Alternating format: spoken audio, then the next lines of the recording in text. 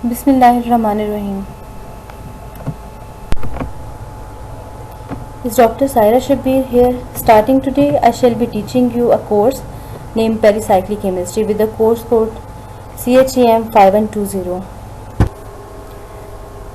Because it's our first class on pericyclic reactions, we shall start with the very basic of these reactions, starting how they emerged and got classified as a separate class of reactions, and which features distinguish them from other organic transformations. Later in the same lecture, we shall have a brief account of some major classes of pericyclic reactions with some examples from literature. Basically, pericyclic reactions are defined as any concerted reaction in which bonds are formed or broken in a cyclic transition state, that is, the electron moved in a circular fashion. A single transition state is involved from start to finish, in contrast to stepwise reaction. Mostly, when we use peri as a prefix, we justify the situation with almost a round word. Like here, pericyclic means there is some process that is going through a cyclic transition state. And also electronic movements accompanying bond changes are also in the circular fashion. For example, a reaction shown here is one famous Diels and Alder reaction. When a diene means that it has two double bonds. So when a diene reacts with a dienophile is a substance that loves diene, means it has an affinity for diene kind of compounds.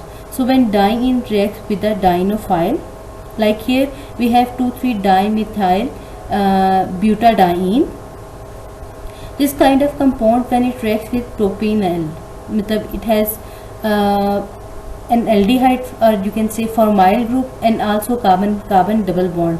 So when propanol combines with 2,3-dimethyl butadiene, but noticeable changes happening here, they are the movements of electron that are cyclic. They are no, and also because this is a concerted reaction. Basically, concerted reaction is single step reaction.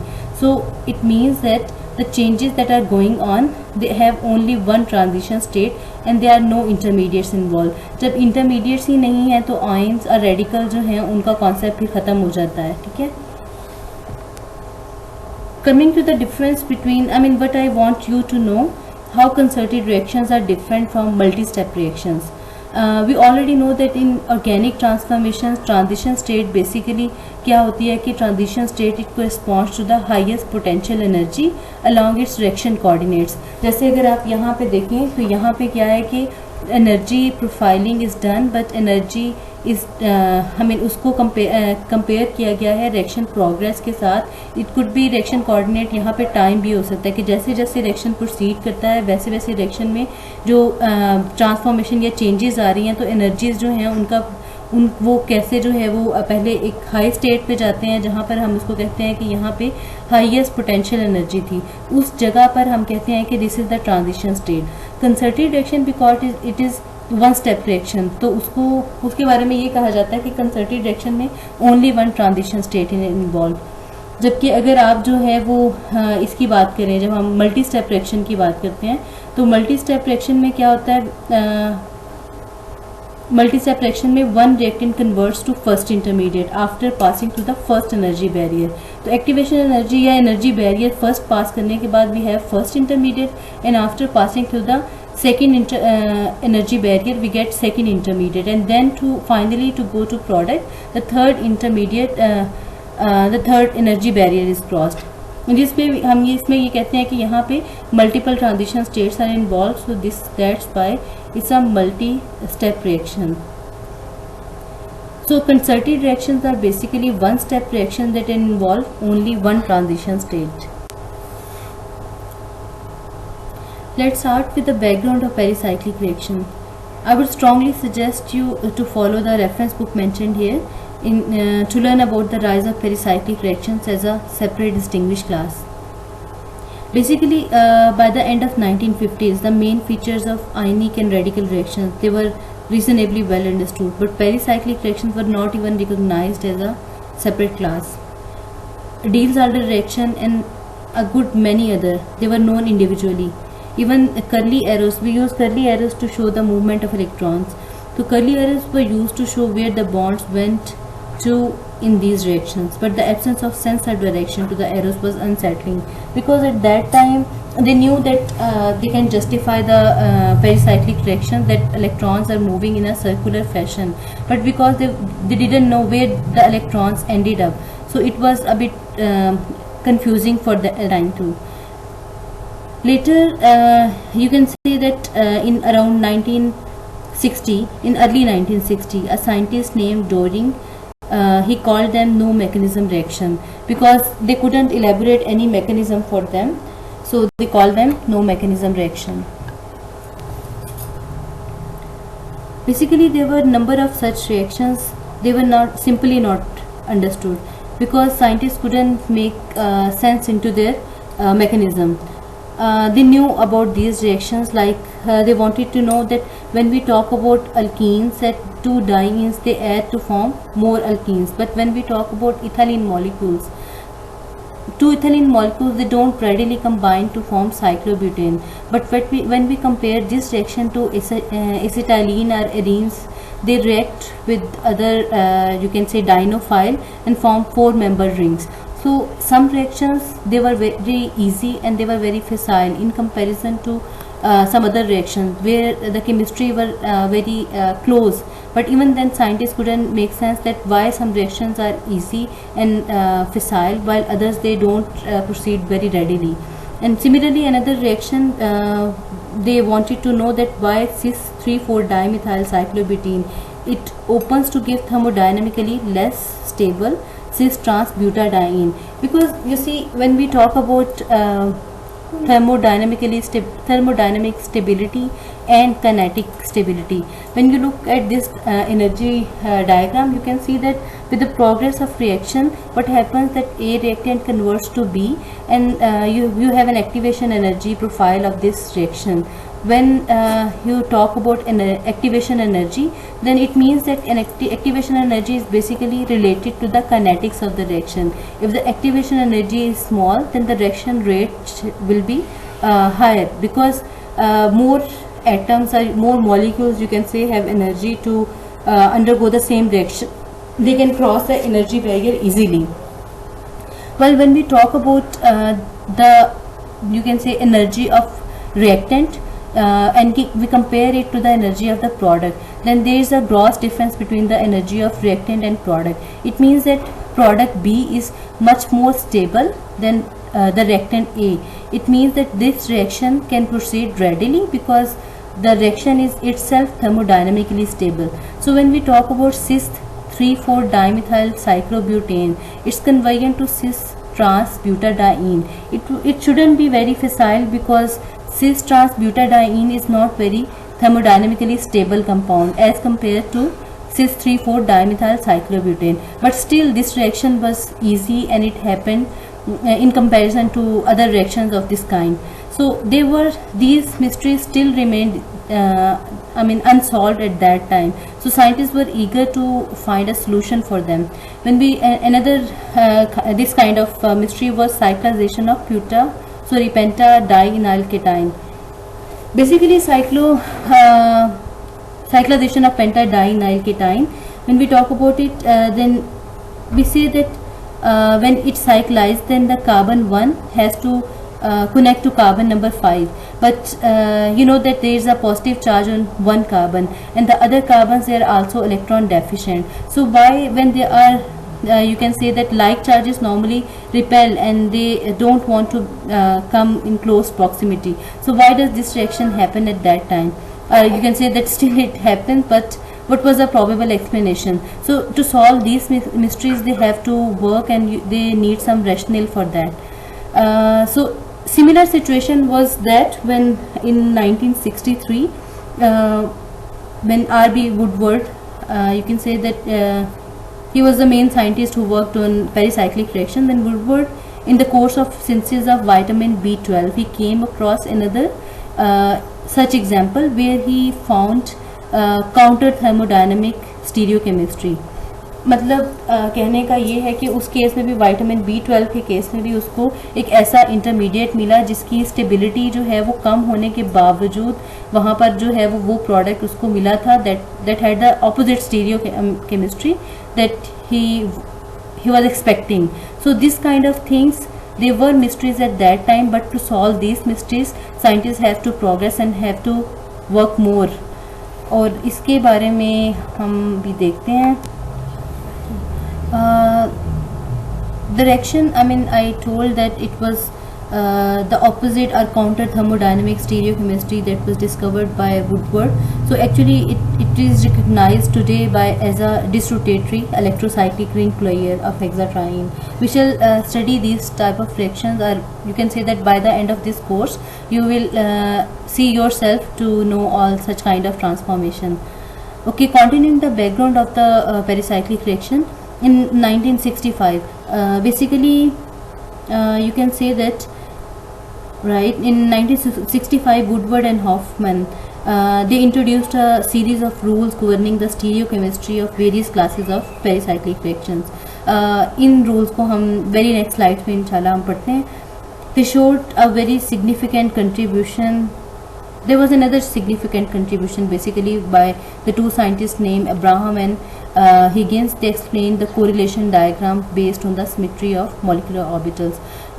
You will learn that how symmetry of molecular orbitals is important, because symmetry, we shall learn about these symmetry elements and how they play role in pericyclic reactions. And then later in 1969, first time pericyclic term was used for these particular set of reaction, establishing the rules.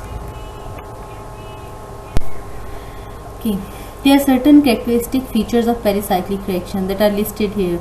These include cyclic transition state. These reactions have almost no effect of solvent polarity, be it polar or non-polar, because normally solvent plays its effect when there are ionic species involved at some stage of reaction, then its effect becomes more prominent. But in this case we already know that such kind of reactions, they are concerted reaction and there are no intermediates like cationic, anionic or radicals are involved here. Okay, and the other thing is that they need activation. For activation there are two kind of reactions, that one are thermally catalyzed, like we have to provide some temperature activation, or the other thing is that these are photochemically promoted. So these two kind of reactions, they are these are two categories of these pericyclic reactions. But the interesting thing is, from thermal catalyzed reaction we get one stereoisomer, but from the photochemically promoted reaction we get the otherwise situation. So these are the characteristics of pericyclic reaction. One more thing that you may have heard about the terms stereospecific or stereoselective. Basically talking about stereoselective reaction, it's a reaction when there is always a choice of pathway, like you have in one reaction one particular you can say that there is a possibility of two or more stereoisomeric products, but one is favored than the other. So like you have from A you go to you can go to B and C, but B is major product and C could be the minor product. So one is favored than the other. But in case of stereospecific reactions, what we say that specific stereochemical isomer is formed, from one stereoisomeric reactant. Like the definition here says that a reaction in which stereochemistry of the reactant completely determines the stereochemistry of the product without any other option. Like from one reaction you go to the particular product. Like we took the example that cis dimethyl cyclobutene, it gives cis trans butadiene. So the stereochemistry is very specific here. If we start from cis geometry, then we shall always obtain the same cis trans butadiene in the product as a product. Pericyclic reactions are generally divided into four sets of reactions, namely cycloaddition, electrocyclization, sigma-topic rearrangement and group transfer reactions. Before getting insight into these reactions, you had better keep in mind that all these reactions are different, yet they follow the basic characteristics of pericyclic reaction. The same characteristics we talked on the previous slide. These all four reactions, they follow all the characteristics we mentioned before, but yet they are different in their own specific features. The first such reactions, these are cycloaddition reactions, where two or more unsaturated molecules they react to form a cyclic product. Basically, sigma bonds are formed at the cost of pi bonds, and as a result, multiplicity of the bond is reduced. You have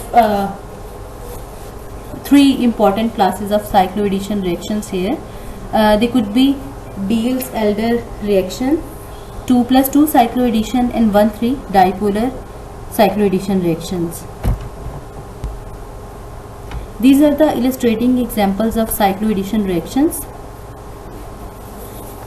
Normally, you may have heard about Diels-Alder reaction. In organic chemistry, Diels-Alder reaction is basically a chemical reaction between a conjugated diene and a substituted alkene. Commonly, we call it dienophile. Basically, they react together to form a substituted cyclohexene derivatives. More specifically, you can say that it is classified as a thermally alloyed 4+2 cycloaddition. We shall study about these rules later, that how we classify different reactions like this. Basically, it was first described by Otto Diels and Alder in 1928, and for the discovery of this reaction they were awarded a Nobel Prize in Chemistry in 1950. Coming to 1,3 dipolar cycloadditions. Basically, 1,3 dipolar cycloaddition is a chemical reaction between a 1,3 dipole and a dipolarophile to form a 5-member ring, like we mentioned here. Mechanistic investigation, even synthetic application, they were established in 1960, primarily through the work of a scientist named Huisgen. Hence, it is also called Huisgen cycloaddition. If we talk about 1,3 dipolar cycloaddition, then we should know about what is 1,3 dipolar compound. Basically, it's a dipolar compound with delocalized electron and a separation of charge over 3 atoms.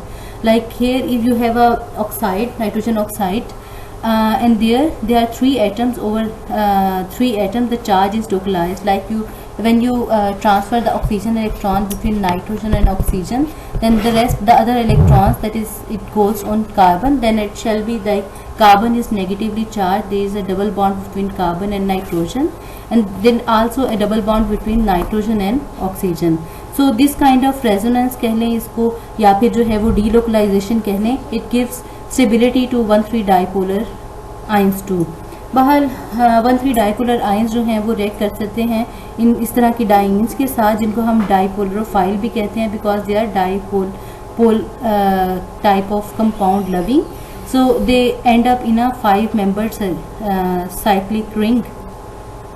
These reactants are basically ये जो हैं जिनमें हम 1,3 dipoles की बात कर रहे थे, इनमें एग्जांपल्स आ जाती हैं एजाइड्स की.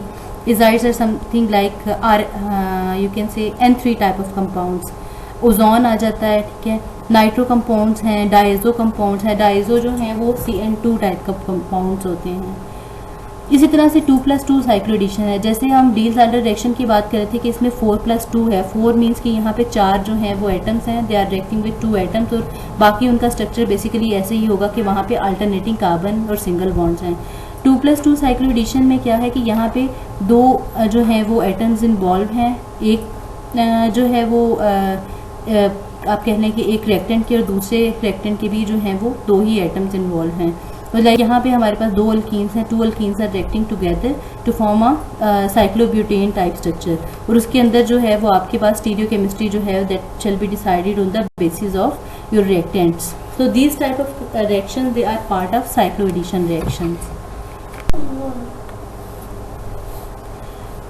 Another such reaction, they are known as electrocyclic reaction. Basically, these are reversible reactions. One way are the electrocyclization and the other one is ring opening reaction. Here is a single reaction like hexatriene. It can be converted to cyclohexadiene at the cost of 1 pi bond, converting to sigma bond.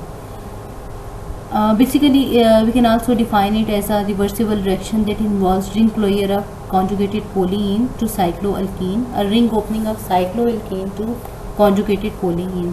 इसका basic difference जो है cycloaddition से यही आएगा ना कि cycloaddition में आपके पास जो है वो 2 जो है वो रिएक्टेंट थे, they add together and then you get a product that is the like 4+2 addition जैसे हमने पढ़ा या 2+2 एडिशन, उसमें आप जो है वो आपके पास एक सिग्मा बॉन्ड बनता है eight the cost of pi bond. लेकिन यहाँ पर क्या हो रहा है कि आप जो है वो यहाँ पे भी सिमिलर सिचुएशन ही है कि आप सिग्मा बॉन्ड बना रहे हैं at the cost of pi bond, but here जो है वो एक conjugated polyene that can be converted to cycloalkene. ये ज़रूरी नहीं है कि यहाँ पर जो है वो सिस्टम कॉन्जुगेटेड रहे। And also this reaction is basically reversible. जैसे रिवर्सिबल रिएक्शन की बात हो रही थी, in one way it is called electrocyclic reaction, on the other side of the reaction we call it ring opening reaction.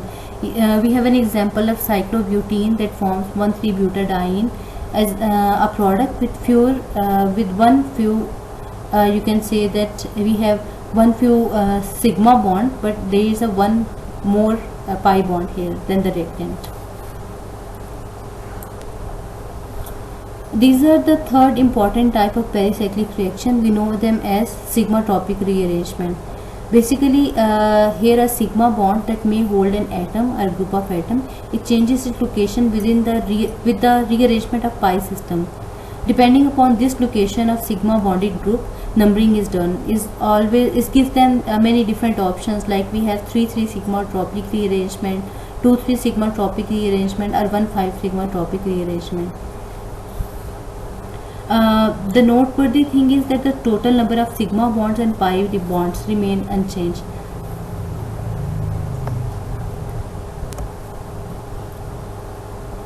In this particular case where 3,3 sigma tropic rearrangement takes place, here the reactant is allyl vinyl ether, or like phenyl vinyl ether here. About the numbering, we shall study these reactions in more detail and how to differentiate among such rearrangements. But you can see here that in this particular example where you have phenyl vinyl ether type of compound, if you start numbering from 1 and then you go to the ring, the phenyl ring 2 and 3, and the other side vinyl side is 1, 2 and 3. So the groups that are going to connect, they have the numbering, the carbon they are going to connect, they have numbering 3, 3. So according to the movement, here the sigma bond that is going to break is between 1 oxygen and 1 carbon. So this type of reaction, it is also one step mechanism without any say. We know that these are concerted reaction without ionic intermediate or any charge, and it is very similar to cycloaddition reactions. You can think about cycloaddition reaction if you have two parts of the molecule and then they work together to form the this kind of situation where you get phenol and this alkene type of group. Okay, the last class is group transfer reaction. Basically जैसे या पहले हमने जो है वो कहा था कि सिग्मा बॉन्ड के साथ एक ग्रुप अटैच था, that sigma bond is basically transform. तो यहाँ पर हम एक ग्रुप की बात कर रहे हैं। तो ग्रुप में क्या है कि this are characterised by the transfer of one group from one molecule. It could be from one molecule to another, और it could be from one part of the molecule to another part of the molecule. इसमें जो है वो ईन या Elder ईन reaction जो है वो इनकी एग्जांपल आती है. आपके पास जो है वो ईन जिनमें अल्कीन है, अल्काइन, एलीन, अरीन और कार्बन हेटेरो एटम बॉन्ड जो है that it could be one possibility. And the other reacting partner is enophile. Enophile they are carbon carbon double bond, they have carbon oxygen double bond, carbon nitrogen double bond, carbon sulphur double bond हो सकता है, oxygen oxygen double bond, and there could be other variations too. So what happens that this carbon and hydrogen bond, in this particular case carbon hydrogen bond changes its location, or it goes the electrons between carbon and hydrogen move towards the adjacent carbon, and then this hydrogen is basically transferred to the other part of the molecule. So we call these as group transfer reactions. Basically all pericyclic reactions conserve a definite orbital symmetry property throughout the course of their reaction, that is reactant, transition state and products of a pericyclic reaction. They have the same orbital symmetry. The allowedness or forbiddenness of a pericyclic reaction towards heat or light, it depends on the symmetry property. Usually there are two types of symmetry elements, namely mirror lane symmetry, we designate it as a M, and C2 axis of symmetry. These are considered to correlate the orbital symmetry properties of reactant, transition state and products involved in a pericyclic reaction. You can say that there are three ways of applying orbital symmetry principle in these reactions. One of them is frontier molecular orbital method, and the other one is you can say it is a Mobius-Huckel aromatic transition state method, and the third one is correlation diagram method. When we talk about frontier molecular orbital method or FMO, this method was introduced by Foucault, Woodward and Hoffman.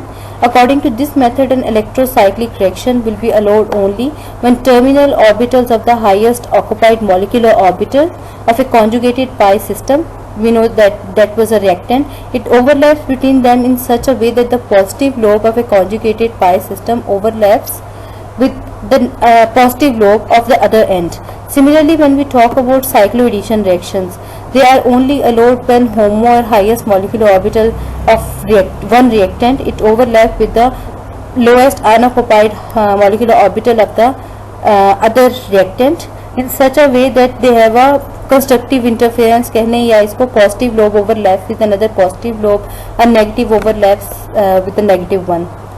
The third thing about sigma-tropic reaction, we say that a sigma-tropic is allowed only when a sigma bonded atom or group, it moves from a positive lobe to another positive lobe, a negative lobe to another negative lobe.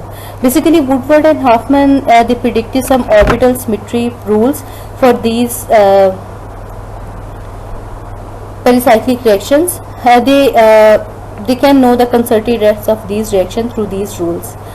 Coming to Mobius and Huckel aromatic transition state method. Basically, it is applicable for the prediction of an allowed or orbital pericyclic reaction. It was developed by Dewar and Zimmermann on the basis of Huckel aromaticity rule for cyclic conjugated system of pi electrons. In this method, allowedness of a pericyclic reaction is considered on the basis of arrangement of p orbitals and transition state. When we talk about Huckel, there are two systems basically. One we call it Huckel system and other is Mobius system. In Huckel system, a system of arrangement of p orbitals in the transition state is with an odd number of sign in yn. It is okay. Let me rephrase it. You can say that देखिए दो system है ना. हुकल system में क्या है कि आप transition state की अगर बात करें तो हुकल सिस्टम में एरोमेटिसिटी इस तरह से है कि आप देखिए बेसिकली एक साइक्लिक स्ट्रक्चर की बात करें. हमने कहा था कि ट्रांजिशन स्टेट्स आर साइक्लिक. तो ट्रांजिशन स्टेट में जितने भी p ऑर्बिटल्स इन्वॉल्व होंगे they can have Huckel aromaticity only if the involve p orbitals have zero और even number of nodes involved. Nodes होते हैं ना जहाँ पर electron density is zero. So we say that if the nodes number of nodes is zero or even, then it is Huckel aromaticity.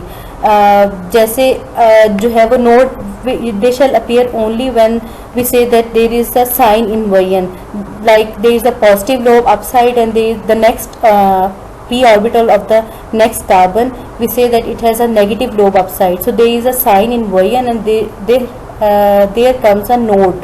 So in this type of system where there is zero or positive number of there are positive number of or even number of nodes, you can say that this is Huckel aromaticity. जबकि अगर Mobius की बात करें तो इन Mobius system और aromatic system what happens that you have odd number of you can say sign invariants are nodes present.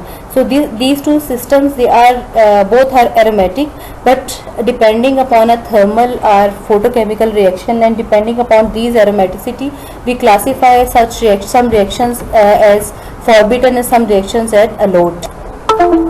There are few examples like you can remember that in case we have a Huckel system, a thermal pericyclic reaction involving Huckel system is allowed for a total number of 4n plus 2 pi electrons.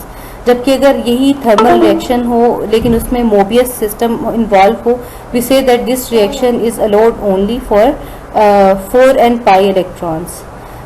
This all scenario reverses when we talk about photochemical reaction. So these rules are reversed for their allowedness. For example, a thermal 2 plus 2 cycloaddition is forbidden, and a thermal 4 plus 2 cycloaddition is allowed as per Huckel system of transition state. Next, coming to correlation diagram method.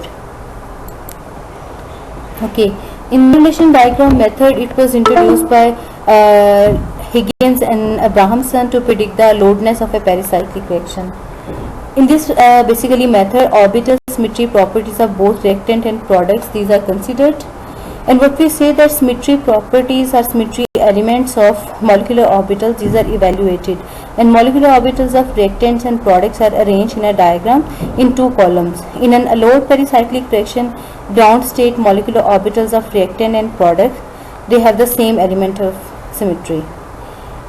For this, the orbital symmetry properties are the introduction. I would suggest you to follow the reference given here. The page number 9 and 10 is better if you can just go through them, and you may have a clear idea. But about these methods detail, we shall study in the upcoming lectures. Here is a summary of all these reactions. If you compare these reactions, then you have a closer look on these example, then you will get to know the difference between electrocyclic reactions, sigma-tropic reactions, cycloaddition reaction, and group transfer reactions. There are a few reference books I have listed here. I will suggest that you must go through the Yan book, because I read the history from this book, and also the other books we have Singh book, Kumar book, and you must follow keep looking through them, and then it will be very helpful to you. And if you need these books in PDF, otherwise you can find them, if you Google them, you may find their PDF, but if you don't, then I may send you these books too. There are few assignments I really want you to do it yourself, like you should know the difference between concerted and multi-step reaction, and I want you to write at least one example of each of the 4 types of pericyclic reaction. But I would suggest that these examples should not be the ones we already discussed in the same lecture. You have to find out another example that we didn't study yet.